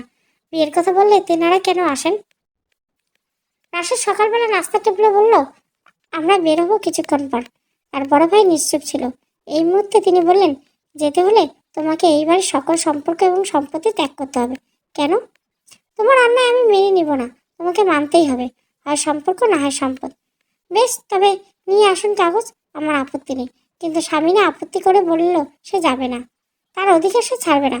কারণ স্নেহার ভবিষ্যৎ, যে স্নেহার ভবিষ্যতে রাশেদ আগেই তাকে নিশ্চয়তা দিতে হবে ইখুমের সন্তান পৃথিবীতে আসবে না। তার কথা শুনে রাশেদ বলল, বেশ, তবে তাই হোক। আজ তবে হবে ইখুমের অ্যাবর্শন। স্বামীনের এমন বেয়াদবিতে তার গালে কষিয়ে থাপ্পড় দিয়েছে তাজদিদের মা। মা যেমনই হোক না কেন, সে নিজের সন্তানের জন্য অন্যের সন্তানের মৃত্যু কামনা করতে পারে না। স্নেহার কিছুতেই কমতি রাখেনি কেউ। বাবা নেই বলে সবাই আরো বেশি আদরে রেখেছে তাকে। যেখানে স্নেহা তাদের কাছে এতটা প্রিয়, ইখুমের সন্তান অবশ্যই সমান প্রিয়। স্বামিনী অসহায় মুখে দাঁড়িয়ে আছে, কিন্তু তার অসহায়ত্ব কারো মনে কোনো দাগ কাটছে না। তাসিদ বলল, রাশেদের সাথে তুই বেরিয়ে যা। বাজারি মেয়ে ছেলে, এই বাড়িতে মেয়েকে নিতে পারবি না। আমার সন্তান আমি নিয়ে যাব। আমরা না দিলে পারবি না। 2 দিন পর যখন রাশেদ থেকে তোর মন উঠে যাবে, তুই তখন আবার অন্যের পিছন ধরবি, তোর মেয়ের কপাল পোড়াবে। তা দিব না। এই বাড়ির মেয়ে বউরা অনেক সম্মানের। আমি থানা পুলিশ করবো, গলায় ধরে দেবো, যা ইচ্ছে কর।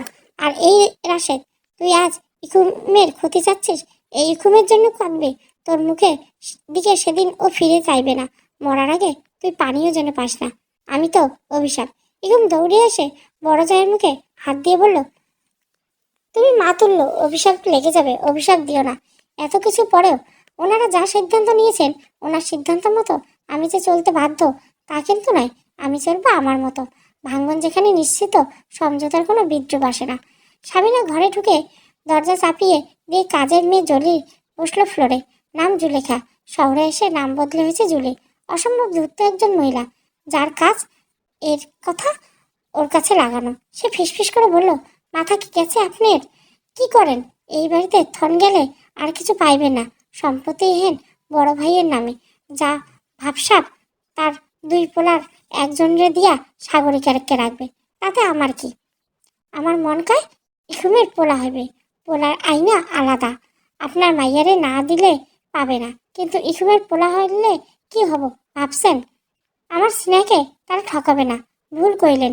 এমনিতে ছোট ভাইয়ারে ভাগ্নিয়া যাবে কই? সাগরীকে এই বাড়িতে রাখলে বড় ভাইও থাকবে। আপনার মাইয়া বড় না হলে যে কারো গলায় ঝুলাবেন, তাই যা চিন্তা করেন একটু কইরা করেন। স্বামীর সুখ কি তুই কি বুঝবি? টাকা সব কিছু দেয় না। জামাই থাকে কি হয়? যদি পয়সা না থাকে আমার কোয়ার দরকার কইলাম, বাকিটা বুঝে নেবেন। জুলি চলে গেলে স্বামীনা তার যাওয়ার দিকে তাকিয়ে থেকে রাশেদকে কল দিয়ে বলল, যাওয়ার ব্যবস্থা করিও না, আমরা এখানেই থাকবো, কোথাও যাচ্ছি না। বিয়ের কথা বলতে তোমার এত জ্বর আসে কেন? বাড়তিনে ঘাঁচি দিয়ে টিস্যু নাক মুছে তুলির দিকে তাকিয়েছে সাগরিকা। বিগত 5 বছর ধরে তার সামনে এমন হয়েছে। তার ধারণা তার উপর আশিক জিননাথের নজর আছে। সে জিন কোনো রমণীর দিকে নজর দিলে তার বিয়ে হতে দেয় না। তাদের বিভিন্ন সমস্যা হয়। এই সম্পর্ক অনেক কিছু সাগরিকাকে গুগলে দেখেছে। এই জিন যখন আসে তখন শরীরে ছাপ রেখে যায়। এমন নয় যে সাগরিকার শরীরে খুব দাগ আছে, কিন্তু মাঝে মধ্যে সাগরিকা উপস্থিতি বুঝতে পারে এবং যতবার আসে ততবার তার পায়ে বিভিন্ন জিনিস পায়। প্রথম যেদিন বুঝেছিল সেদিন পেয়েছিল একজন নূপুর, সাদা রঙের পাথরের। পায়ে দিলেও বাঁচত না। সাগরিকা অবাক হলেও ভেবেছিল তার বাবা এনেছে, কিন্তু ওনাকে জিজ্ঞাসা করার পর না করেছিল। এরপর থেকে 47 জোড়া নূপুর পেয়েছে সে। একটার থেকে অন্যটা বেশি সুন্দর। এত নূপুর, সুন্দর নকশা করা নূপুরগুলো জিনের রাজ্য থেকে যে আসে এটা তার বান্ধবীকে বলেছে। এই প্রথম বলেছে এই আশিক জিনের কথা। জ্বরে সাগরিকা গা পুড়ে যাচ্ছে। ইকুমের হাতে তার মা দই ভাত পাঠিয়েছে। ইকুম সাগরিকা এবং অন্য বাচ্চাদের যেমন মানে, তেমনি এই বাড়ির প্রত্যেকটা মানুষকে সে সম্মান করে। সবার সাথে তার ভাব। ইকুম যখন লাল টকটকে শাড়ি পরে চুল খুলে রাখে, তখন তার মুখ দেখে মনে হয় কোনো এক প্রতিমা শিল্পী যেন নিখুঁত করে ফুটিয়ে তুলেছে তার রূপকে। ইকুম সাগরিকা তুলি এবং স্নেহাকে খাইয়ে দিচ্ছে। স্নেহা লাল রঙের একটা ফ্রক পরেছে, দুলে দুলে নাচছে। এবার দৌড়ে এসে ইকুম থেকে খাবার নিচ্ছে। তুলি এমন দেখে মুখ খুশকে বলে ফেল, রাঙাবো, তোমার জায়গায় অন্য কেউ থাকলে স্নেহকে এত আদর করে খাওয়াতো না। রঙ্গ যে তোমার চোখে বিষ হয়ে থাকতো, আর তুমি ওকে খাইয়ে দিচ্ছ। ওর কি দোষ? ফুলের মতো একটা বাচ্চা, ওকে হিংসের কি আছে? অথচ মেজো মামি তোমার পেটের বাচ্চার সাথে হিংসে করছে। বাদ দাও, যা করেছিল তাই করো। আর শাড়ি পছন্দ হলো? সাগরীকে ইকুমের হাত ধরে তাকে জিজ্ঞাসা করলো, তুমি বাবার বাড়ি চলে যাবে? না, বড় ভাইজান বলেছে এখন না, বাবু হওয়ার সময় একেবারে যেতে। তবে বেশি মন খারাপ হলে যেতে পারে, কিন্তু তোমার জ্বর আর সামনে বিয়ে, তাই বাদ দিলাম। আমার জ্বর, এ জ্বর এখন আমার ডাল ভাত। আমার অঙ্গের জ্বর তো নামতেই পারবে। সোনার এই যৌবনখানির দাম করিব তারে। সাগরিকার কথায় খিলখিল করে হেসে উঠেছে ইকুম। হাসি হাসি মুখে বলল, তোমার এই আশিক জিন এ বাড়িতে থাকে জ্বর নামাতে? তাকে কিছু না হয় তোমার দিকে তাকালেই হবে। বলবো নাকি তাকে? না, আমি বিয়েই করব না, আমার বিয়েই হবে না, দেখিও। আচ্ছা, তোমাকে দিব তো বিয়ে, একটু সবুর করো। সে হুট করে বলে উঠল, আম্মুর মতো 2টে বিয়ে? আম্মু যেমন 2টে বিয়ে হয়েছে তেমন 2বার? স্নেহের কথা হকচকিয়ে উঠেছে এরকম। 2বার বিয়ে মানে? মুখে প্রকাশ না করলেও তার মনে জমাট বাঁধতে শুরু করেছে এক অজানা ভয়। স্লান ভয় মিশ্রিত কণ্ঠে এখন জিজ্ঞেস করলো, 2 বিয়ে মানে? স্নেহার মা কি বলেছ? 2 বিয়ে হয় কি? হয়েছে তো, আম্মুর হয়েছে একটা, আমার বাবার সাথে আর একটা। স্বামীনা এইবারই রাখা এখন সবার চক্ষু লজ্জার ব্যাপার হয়ে দাঁড়িয়েছে।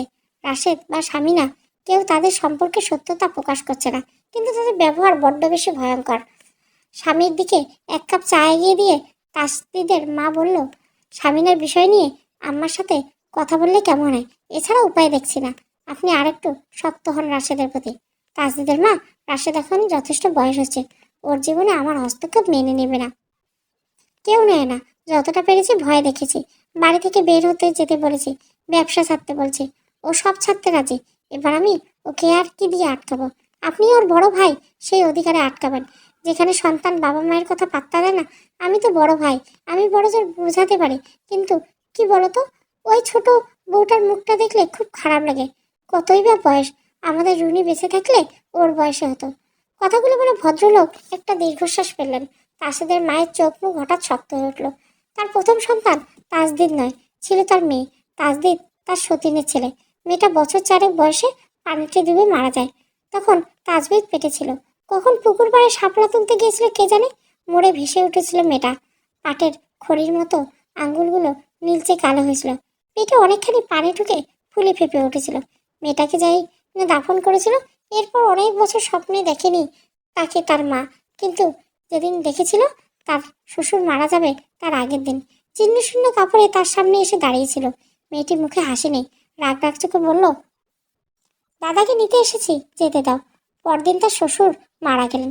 ঠিক এমন স্বপ্ন যে কায়সার মারা যাওয়ার আগে। মেয়ে এসে বলল, কাকার হাত ধরে চলে যাচ্ছে। হতে পারে কাকতালীয়, কিন্তু তার মস্তিষ্কে কোনো মিথ্যা। তবুও সে তার মেয়ের স্মৃতি মনে করতে ভয় পায়, বড্ড ভয় পায়। তার সামনাসামনি কাকতালীয় ভাবে হলো আশাটা যেন সাগরীকে রুটিন হয়ে দাঁড়িয়েছে। ছাদ থেকে ফিরে এসে তার মুখোমুখি তাসদিদ তখন গোসল সেরে তোয়াল গলায় ঝুলিয়ে বেরিয়ে আসছে। সাগরীকে নাক টেনে একদম তাসদিদের বুক বরাবর। এত সর্দি থাকা সত্ত্বেও সাগরীকে একটা মিষ্টি সুবাস পেল। গন্ধটা কিসে তার বুঝতে সময় লেগেছে মাত্র কয়েক সেকেন্ড। এটা বেলি ফুলের গন্ধ, নিশ্চয় তাসদিদের শাওয়ার জেলের স্মেল। এটাকে ওটাকে হাফিস করে নিজের ঘরে নিয়ে যেতে হবে। অন্তত নামটা জানার জন্য হলেও নিতে হবে, পরে সময় বুঝে ফেরত দিয়ে দেব। চুরি করা তার স্বভাব নয়, যতই তাকে সবাই খেপাচ্ছে। গরু খায় মাঠে ঘাস, সাগরীকে অটোপাস, তবুও সেসব পাত্তা দিবে না বলেই ঠিক করেছে। এত কিছু কথা সব মনে মনে ভাবছিল সাগরিকা। তার মাথায় তখন তাসদিদের উন্মুক্ত বুকে হঠাৎ তার দুই ঠোঁট স্পর্শ করছে তাসদিদের উন্মুক্ত শরীর। একবার দুবার কয়েকবার এমন মনে হলো সাগরিকা যেন নিজের মধ্যে নেই, অন্য কোনো এক সত্তা কাজ করেছে তার ভিতর। হঠাৎ দু চোখ বেয়ে নামলো এক নোনা স্রোত। বুড়ো কুচকে তাকিয়ে আছে সামনের দিকে তাসিদ। পরক্ষণে মনে হলো সে জ্বর গায়ে, ঠিক আছে তো। কাঁধের দিকটা হাত রাখতে মাছের মতন লাফিয়ে সাগরীকে দূরে সরে গেল। তার নজর তাসিদের পায়ের দিকে। কিছু বলবি? রাজবাড়ি গোছের মানুষ তাসদিদ, হিমশীতল কণ্ঠে। তার কিন্তু ভয়ঙ্কর কামুকতা উপচে পড়েছে এই কণ্ঠে। মুদিত নয়নে সাগরিকা একবার তাকিয়ে দেখলো তাসদিদের দিকে। কয়েক মুহূর্তে ব্যবধানে দৌড়ে বহুদূর দিল নিজের ঘরে। তার যাওয়ার পথের দিকে তাকিয়ে তাসদিদ আপন মনে হেসে উঠল। নদীর তীরে ছোট্ট সবুজ ঘাসের প্রচন্ড ইচ্ছে থাকে সো গা ডুবানো নদীর জলে স্পর্শ করার প্রতিটি জলকণাকে। কিন্তু বর্ষার মৌসুম যখন জল থইতে, তখন ছোট্ট গাছ পানির স্রোত তীব্রতা হারায় নিজের অস্তিত্ব। হারানো নিশ্চয়তা জেনে ভালোবাসার উন্মোদনায় সবাই জড়ায় না। নদীর এপার ভালোবাসার ঠাঁই দাঁড়িয়ে থেকে অপর পারে ভালোবাসার আশায়। বিকেলবেলা আজ সবাই যাচ্ছে বিয়ের বাজার করতে। ইকুমের ঘর থেকে সাগরীকে দুইবার ফিরে এলো। ইকুম ঘুমিয়েছে, সাগর কেন মরল তবে সে থাকবে, আর ইকুমকে জাগানোর প্রয়োজন নেই। স্বামীনার বাকি সবাইকে নিয়ে তাজবিদ গেছে। স্বামীনা যাচ্ছে বলে কিছুটা নারাজ সাগরীকে আর তুলে। ইদানিং অসহ্য লাগে তাকে। রাশেদ অফিস থেকে সরাসরি যাবে, ওদিক থেকে মৌসুমি আর ওর মা আসবে। ইমুকের শরীর ভালো না, তাকে ঘুম থেকে ডেকে তুলে নিয়ে যাওয়ার কোনো প্রয়োজন নেই। কিন্তু স্বামীনা হঠাৎ জানালো তার প্রচন্ড পেটে ব্যথা করছে, বারবার টয়লেটে যাচ্ছে, তাই সে যাবে না। কিন্তু তাজদিদের মা তো ওদিকে সাহায্যের প্রয়োজন। অন্য মেয়েরা এ ব্যাপারে সাহায্য করতে পারে না। উপায় তো না পেয়ে সাগরীকের মা পুনরায় তৈরি হয়ে বেরিয়ে গেল শপিং এর উদ্দেশ্যে। সাগরকে ভেবেছিল তাজদিদ যাচ্ছে না, তাই মনের সুখে গান গাইতে গেতে বেরোচ্ছে। বাড়ির মূল গেট পেরিয়ে যাওয়ার পর দেখতে পেল তাজদিদ দাঁড়িয়ে আছে। হাত দিয়ে ইশারা করতে গাড়ি থেমে গেল। লক খুলে দিয়ে তাজদিদ বেরিয়ে আসছিল, কিন্তু নিষেধ করে সে তুলিকে বলল, সাগরীকে বল বেরিয়ে আসতে। হুকুম দেওয়াই শেষ। সে দাঁড়িয়েছে বাইকের সামনে। সাগরীকে বেরিয়ে এলে তার হাত ধরে তাজদিদকে বলল চলে যেতে। তাকে টেনে নিয়ে এলো দোতলার ঘরে। দরজা বন্ধ করে একটানে সাগরিকার ওড়নার পিন খুলে নিয়ে গলায় পেঁচিয়ে ধরেছে তাজদিদ। বাঁচার জন্য আকুতি সাগরীকে দুই চোখ। সে জানে চিৎকার করে লাভ নেই, শাস্তি আরো বাড়বে। তার দিকে তাকিয়ে রক্ত চোখ তাজদিদ জিজ্ঞাসা করলো, তোর ওড়না ছাড়া ছবি আমার বন্ধু মিয়াদের কাছে কিভাবে? আমার ঘাড়ের উপরে কাঁঠাল রেখে কাঁঠাল খাও, একদম মেরে ফেলবো আজ তোকে। একরাশ ভয় অস্বস্তি যন্ত্রণা নিয়ে সাগরকে নুয়ে পড়ল তাজদিদের বিপরীত দিকে। জুলি ইকুমকে ঘুমের ঔষধ মিশিয়ে দিয়েছে আজকের খাবারে। তার জন্য তাজদিদের মা কাতলা মাছ রান্না করেছিল, আর কেউ খায়নি, সেই খাবারে মিশেছে। ফলে ইকুম বেঘোর ঘুমাচ্ছে। শপিংয়ে যাওয়ার জন্য যখন স্বামীনে তৈরি হচ্ছে, তখন সে স্বামীনাকে সব জানায়। আজকে উপযুক্ত সুযোগ ইকুমের ক্ষতি করার। রাশেদ ইচ্ছে করে কিছু করবে না, কারণ কে চাইবে তার নিজের সন্তানের ক্ষতি হোক। 7-5 না ভেবে স্বামীনা জুলির কথা সায় দিচ্ছে। জুলি একজন মালিশওয়ালিকে ডেকেছে, যার নাকি বিশেষ ক্ষমতা আছে, যে পায়ে মালিশ করে দেয়, সাথে কি করে যেন বাচ্চা মায়ের পেটে মারা যেতে পারে। তাছাড়া সে টোটকা টুটকি জানে। স্বামীনা আর নিষেধ করলো না। সবাই বেরিয়ে যাওয়ার আধা ঘন্টা পর মালিশওয়ালি এলো। তাকে নিয়ে স্বামীনা ধীরে ধীরে উঠছে ইখুমের ঘরে। ইখুম তখনও ঘুমে। তার পাশে বসে স্বামীনা বলল, আমি দুঃখিত ইখুম, কিন্তু আমি নিয়তির কাছে অসহায়। টিকে থাকতে হলে বাঘকে অবশ্যই তার সন্তানের জন্য যেমন হরিণ শিকার করে, ঠিক তেমনই আমার স্নেহের ভবিষ্যতে অন্তত ওর বাবার পরিচয়ের জন্য তোমার সন্তানের ক্ষতির প্রয়োজন। তোমার জীবন অনেক বাকি, তুমি আবার মা হতে পারবে, আমি পারবো না, তাই এটুকু ত্যাগ তোমাকে করতেই হবে। সাগরিকা নিজ বেডে শুয়ে তাজদের তার পাশেই বসছিল। হঠাৎ তার নাকে ধুনোর গন্ধ এসে ধাক্কা খায়। এই গন্ধটা তার পরিচিত। মনে পড়ে এই গ্রামে তার এক দাদার বাড়ি থেকে সন্ধ্যাবেলা পাওয়া যেত ধুনোর গন্ধ। মানে সাধু সন্ন্যাসী একটা ব্যাপার মনে হচ্ছিল। হঠাৎ মনে জেঁকে বসেছে একরাশ অস্বস্তি। অস্বস্তি থেকে পাত্তা না দিলেও গন্ধটা তীব্র হতে লাগলো। সে মোটামুটি নিশ্চিত হলো যে এই বাড়িতে কেউ কারো ক্ষতির উদ্দেশ্যে কোনো সাধনা করতে বসেছে। কিন্তু বাড়ি তখনও ফাঁকা। সাগরিকা গায়ের চেদর টানে নিয়ে দরজা খুলতে নিচে নামতে দেখতে পেল ইখুমের ঘর ধোঁয়ায় ভর্তি। কোনো কিছু চিন্তা না করে তাজদের দ্রুত ছুটে গেল ঘরের দিকে। পুরো ঘর ধোঁয়া, আর সামনে চেয়ারে বসে আছে হুকুম। সম্ভবত তার কোনো জ্ঞান নেই, মাথা নুয়ে ঠেকেছে বুকে। শৈলকোনা তার কাপড় এলোমেলো, তার সামনে চলছে যজ্ঞের আগুন। সাধুবেশে একজন মহিলা বিড়বিড় করে মন্ত্র পড়ে আগুনে আহুতি দিচ্ছে কিছু একটাতে। অন্য সময় চক্ষু লজ্জা ঘরে প্রবেশ তো দূর, ইকুমের দিকে তাকানোর সাহস করতো না তাজদের। কিন্তু এখন ইকুমের এলোমেলো শাড়ি ঠিক থাকার থেকেও তার জরুরি নিরাপত্তা অধিক। ঘরে আর কেউ নেই, তান্ত্রিক মহিলা এবং ইকুম। কিন্তু তাজদের খেয়াল করতে দেখতে পেল ইকুমের দরজার ঠিক পেছনটায় ধোঁয়ায় দাঁড়িয়ে আছে জুলি। তাজদের এগিয়ে যেতে সে সুযোগ বুঝে বেরিয়ে এলো ঘর থেকে। স্বামীনে গিয়েছিল নিচে বলির জন্য পশুর ব্যবস্থা করতে, কিন্তু জুলি দৌড়ে এসে তাকে বলল, বড় বাবা বাড়িতে কেন, কোন সময় এলো? জুলির কথা জান প্রাণ অবাক হয়ে স্বামীনে বলল, মানে তাজদের বাসায় ইকুমের ঘরে। তান্ত্রিক মা কিছু বলার আগে আপনি বাগানে চলে যান, বাকিটা আমি সামনে নেব। যান, দেরি করেন না। কিন্তু ইকুম এই বাড়িতে থাকলে আপনি অনেক সুযোগ পাবেন, বাড়ি থেকে বাইর করে দিলে পাবেন না। তান্ত্রিকের যোগকে আগুনে পানি ঢেলে দিয়ে ইকুমকে টেনে তুলে নিও তাজদের। সজোরে দরজা বন্ধ করে সিকিউরিটি গার্ডকে কল দিয়ে উপরে আসতে বলল। ইকুমকে শুইয়ে দিয়েছে সাগরিকার পাশে। সাগরিকা তৎক্ষণাৎ উঠে বসেছে। ইকুমকে দেখে সাগরিকা কিছুটা ভয় পেয়ে গেল। তাজদের জন্য কিছু বলল না। ইকুমের চোখে মুখে পানি দিল। যখন তার জ্ঞান ফিরল না, তখন সাগরিকার হাতে ফোন ধরিয়ে দিয়ে বলল, আঙ্কেলকে কল দিয়ে আসতে বলা করে, আর নিচে আসবি না। যাই হোক, আমি না আসা অব্দি আসবি না। পুলিশ এসে ধরে নিয়ে গেছে সেই তান্ত্রিক মহিলাকে। সে বোবা মনে হচ্ছে, কারণ তার মুখ দিয়ে কোনো কথা বের করা যায়নি। তাকে বাড়ি কেউ আসতে দেখেনি, কিন্তু এমন কেন করেছে সেটা জানা গেল। পুলিশ নিশ্চয়তা দিয়েছে বিষয়টা তারা গুরুত্বের সাথে দেখবে। বাড়িতে ততক্ষণে সবাই ফিরে এসেছে। সাগরকে মা সেই যে ইকুমের পাশে বসেছে এখনো ওঠেনি। ভাগ্যে তাজদের দেখেছিল, না হলে আজ ইকুমের বড় কোনো ক্ষতি হয়ে যেত। কিন্তু বিষয়টা স্বাভাবিকভাবে নিচ্ছে না রাশেদ। আজ যেন সে অনেকটা পাগল শাড়ির মতো আচরণ করছে। এইবারই এতগুলি সিকিউরিটি গার্ডকে চোখে ধুলো দিয়ে একজনকে সরাসরি কারো বেডরুমে চলে গেলেন কি করে। কিন্তু পরক্ষণে তাদের খেয়াল হলো বাড়ির পিছনের দরজা, মানে ফায়ার এক্সিস্ট্যান্টটা ভাঙা। কেউ ইচ্ছে করে ভাঙছে। এত কিছুর মাঝে তুলি এক কাণ্ড করে বসলো। সে সরাসরি স্বামীকে জিজ্ঞেস করলো, আপনি তো ছিলেন, আপনি বোঝেননি? স্বামীনি কাটকাট করে জবাব দিলেন, না। সাগরকে বারবার কেঁপে উঠেছে। আজ তাসিসদের কথাগুলো মনে পড়লো। সে যেন আজ তাকে মেরেই ফেলতো। গালে আঙ্গুলের ছাপ পড়েছে। ড্রেসিং টেবিলের সামনে দাঁড়িয়ে দাগগুলো তাকিয়ে সাগরকে দাঁত কিরমির করে বলল, আমি বড় হয়ে তোমার ছেলে মেয়েদের পড়াবো। আমি তাদের টিউশনি দেবো তাদের। তারপর পড়া পারুক আর না পারুক, তাদের পাছুতে পাটাস পাটাস করে মার দিব। তখন বুঝবে নিজের বাচ্চাদের মারলে কেমন লাগে। কারো আসার শব্দে সাগরিকা দ্রুত নিচের বিছানায় উঠে কমফোর্টে তার মুখে ঢেকে ফেললো। কিছুক্ষণ পর অনুভব করলো কেউ ধীরে ধীরে এগিয়ে আসছে। এক উষ্ণ স্পর্শে কেউ ছুঁয়ে দিচ্ছে সাগরিকার গালে। সাগরিকা প্রাণ চেষ্টা করছে সেদিকে না তাকানো।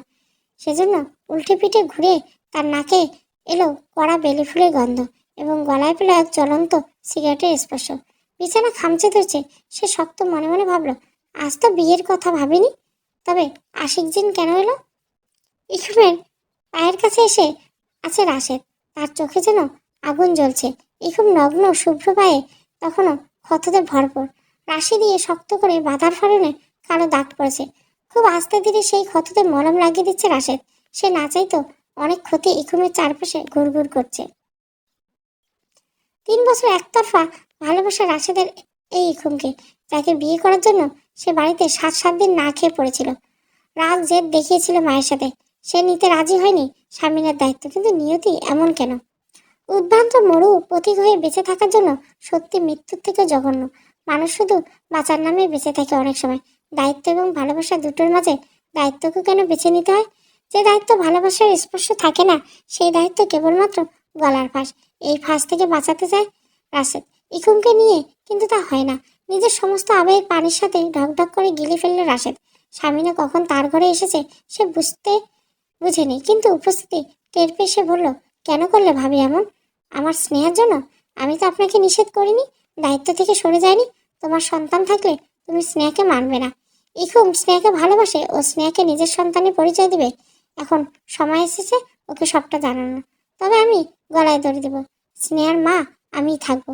কিন্তু বাবা, আমি হলে মায়ের জায়গায় ইকুমের নাম আসবে না, কারণ আমি স্নেহার মা। কি চাইছেন আপনি? বিয়ে করো আমাকে রাশেদ, শরীয়ত এবং আইন মোতাবেক।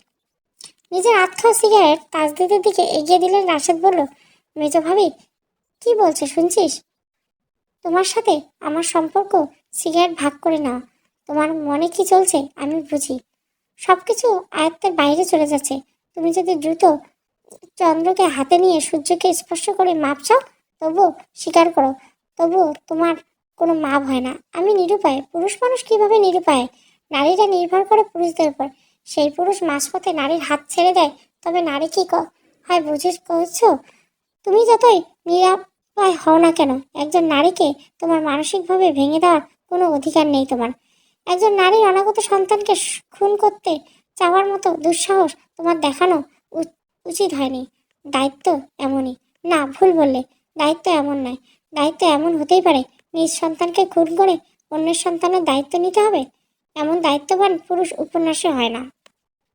আমি জানি ইখুম নিজের সন্তানের কোনো ক্ষতি করবে না, তাই আমি মেজো ভাবিকে দমাতে ওসব বলছি। আর তুই হাসালে তুমি, খুব ক্ষতি হতো। বিয়ের রাতে সবটা খোলসা করলে। রাঙাবো তো মা হতে চলেছে, তুমি তার গায়ে হাত তুলছ? বাদ দাও, কথা বলতেও গায়ে লাগছে আমার। রাশেদ দীর্ঘশ্বাস ছেড়ে গাছে হেলান দিয়ে দাঁড়ালো। মাথার উপর দিয়ে নাম না জানা এক অতিথি পাখি উড়ে গেল। আলো ফুটছে কিছুটা, কুয়াশা জেঁকে বসেছে শুরুতে। শীতের আমেজ বুঝতে হলে গ্রামে যাওয়া প্রয়োজন। এমন সময় ভাবা পেটে সকালে প্রথম রোদে আগের দিন রাতে বানায় দুধ চিতে খাওয়ার আমেজ আলাদা। এছাড়া ফুলকপি সিমের বাসি তরকারি যখন চুলোয় জ্বাল হয়, সেই তরকারির সাথে রুটি, আহা, সে যে এক অমৃত। কিন্তু জীবন এখন বিষাক্ত রাখছে রাশেদ। তাজদিদ চলে গেছে অনেকক্ষণ পূর্বে। দ্রুত পায়ে দৌড়াচ্ছে সে। রাশেদ আজ আর দৌড়াতে ইচ্ছে হলো না। ইচ্ছে হচ্ছে কোথাও একটা শান্তিতে ঘুম দেয়। আজ মৌসুমীর বড় ভাই মুনিরের গায়ে হলুদ। সকাল থেকে তোড়জোড় চলছে। হলুদের অনুষ্ঠান। তার বাবা একজন রাজনৈতিক ব্যক্তি। বড় ছেলের বিয়ে হচ্ছে ধুমধামে। ফোন হাতে নিয়ে মৌসুমী 5কে কল দিয়েছে তাজদিদকে, কিন্তু কল রিসিভ করছে না। কল রিসিভ না করে মৌসুমীর মেজাজ খারাপ হতে লাগলো।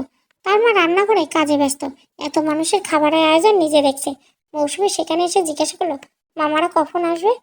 ব্যস্ত হয়ে নীলুফার বেগম বলল, এসে যাবে। আমার সাথে তো কথা হয়নি, কল দিয়ে জিজ্ঞাসা করো। সময় নেই আমার। তুই এক কাজ কর, ওই যে আমার ফোন নিয়ে জিজ্ঞাসা কর। তুই আমাকে হুকুম দিচ্ছ? কি এমন ব্যস্ত তুমি? আমি বলেছি মানে এক্ষুনি দিবে। মিনিট খানেকের মধ্যে মৌসুমী পুরো বাড়ি মাথায় তুলে নিয়েছে। তার চেঁচামেচি শুনে তার বাবা দ্রুত নিচে নেমে এলো। একমাত্র মেয়ের কোনো আবদার অপূর্ণ রাখেনি। কাজের লোকের কাজ বাদ দিয়ে মাথা নিচু করে চুপচাপ দাঁড়িয়ে আছে। মৌসুমীর এমন ব্যবহার, সে শুধু তার মায়ের গায়ে হাত তুলতে পারছে না। তার বাবা এসে কোনো কথা না বলে সজোরে থাপ্পড় মারল নীলুফার বেগমের গালে। নীলুফার বেগম গালে দাগ পড়তে খুব একটা সময় নিল না। ততক্ষণে তার চুলির মুঠি ধরে মেয়ের সামনে এনে দাঁড় করিয়ে বলল, এবার বল কি হয়েছে? মৌসুমী বললেই স্ত্রীর হাতে ফোন ধরিয়ে দিয়ে কথা বলতে বলল। এবার একবার কল হতে তাজদিদ রিসিভ করে কথা বলে জানালো তারা খুব দ্রুত আসছে। সবাই তোরে। মৌসুমীর মুখে দ্রুতি খেলে গেল এক মুহূর্তে। ছোটবেলা থেকে মাকে এভাবে মার খেতে দেখে সে অভ্যস্ত। তাদের মা হলেও নীলুফার বেগম সেবা তার মেজো ভাই তোয়াক্কা করে না, বরঞ্চ প্রচণ্ড রাগ হলে বাবার কাছে নালিশ করে তাকে মার খাওয়াতে স্বাচ্ছন্দ্য বোধ করে। কিন্তু তার বড় ভাই মুনির মা ভক্ত, সে থাকলে মৌসুমীর গালে থাপ্পড় লেগে যেত কয়েকটা। প্রসন্ন চিত্তে টেবিলের উপর থেকে একটা কমলা তুলে নিয়ে ছিলতে ছিলতে উপরে উঠে এলাম মৌসুমী। হলুদের জন্য স্পেশাল অর্ডার দিয়ে আনা শাড়ি সিল্কলেস ব্লাউজ বের করে রাখলো বিছানার উপর। সম্পূর্ণ কাপড় ছেড়ে নগ্ন অবস্থায় আয়নার সামনে দাঁড়িয়ে নিজেকে খুঁটিয়ে খুঁটিয়ে দেখছিল। কি এমন কমতি আছে তার যে তাজদিদ ফিরেও তাকানা? কিন্তু হায় আফসোস, আয়নায় শুধু বাইরে আবরণ দেখা যায়। যদি ভেতরটা দেখা যেত তাহলে সেখানে শুধু কালো অন্ধকার ভ্যাপসা বাজে গন্ধ দেখতে পেত মৌসুমী। ইকুমের খাওয়ার বিশেষ নজর দিচ্ছে সাগরিকার মা। যাই রান্না হোক না কেন নিজ হাতে গরম গরম অবস্থায় ইমুককে খাইয়ে দিয়ে আসছে। কাউকে বিশ্বাস করে না, মাঝে মাঝে নিজের ছায়াও দেখে মানুষের বড্ড সন্দেহ করে। এখন তেমন সময় চলছে। ইকুম মোটামুটি সুস্থ। রাশেদের সাথে কথা বলার জন্য খুব মন খারাপ হয়, কিন্তু সামনে স্বামীনে চলে আসে গতকাল যখন সে মরতে বসেছিল তখন স্বামীনের কণ্ঠ। হলুদ শাড়ি পরে গড়পতায় তৈরি হয়েছে ইকুম। সে জানে তার শাশুড়ি আজ আসবে না, তাই গয়না পরেনি খুব একটা। প্রচন্ড ঘুম পায় তাই ইদানিং। বাচ্চাকে নিয়ে ভয়ে থাকছে, কিন্তু রাশেদ নেই, যার তাকে রক্ষা করার কথা, ভরসার হাত দেওয়ার কথা ছিল। রাত বিরেতে ভয়ঙ্কর মন খারাপ হলে তাকে নিজের পাশে পাওয়া কথাই ছিল না, সেই কোথাও নেই। তার মধ্যে বেড়ে ওঠা সেই ছোট্ট সত্তা, এবং দুজনে যেন বড্ড একা। সাগরিকার আজ হলুদ রঙের শাড়ি পরেছে সাদা সিল্কের ব্লাউজের সাথে। টোটো দিয়েছে কড়া রঙের লাল লিপস্টিক। চুলগুলো ছেড়ে দিয়ে হাতে চুড়ি নিয়ে বসে আছে। তাকে দেখে মৃদু পায়ে ঘরে প্রবেশ করলো তাজদিদ। নেভি ব্লু ডেনিমের প্যান্টের সাথে সাদা রঙের পাঞ্জাবি। হাতের ঘড়িটা থেকে বেশ মানিয়েছে, কিন্তু তার ছুঁড়ে থাকা সিগারেট অসহ্যকর। ঘরে প্রবেশ করতে না করতে সাগরিকা উঠে দাঁড়ায়। তার কোল থেকে টুপ করে সকল চুরি পড়ে গেল। হঠাৎ চোখের সামনে ভেসে উঠছে গতদিনের ঘটনা। একরাশ ভয়ে সে গলায় জমাট বেঁধে মাথার পেছনটায় বোথা যন্ত্রণা হওয়ার আগে সাগরিকা অনুভব করলো তার দেশে দাঁড়িয়েছে তার সামনে। এক হাত দিয়ে তাকে ধরে অন্য হাত গলিয়ে দিচ্ছে সাগরিকার শাড়ির দিকে। কয়েক মুহূর্তের ব্যবধানে সাগরিকা অনুভব করলো জ্বলন্ত সিগারেট তাসিদ ঠেসে ধরেছে তার নাভির দিকটায়। চলবে এক কাপ চা প্রথম পর্ব। ভালো লাগলে অবশ্যই লাইক শেয়ার এবং সাবস্ক্রাইব করবেন। Thank you for watching.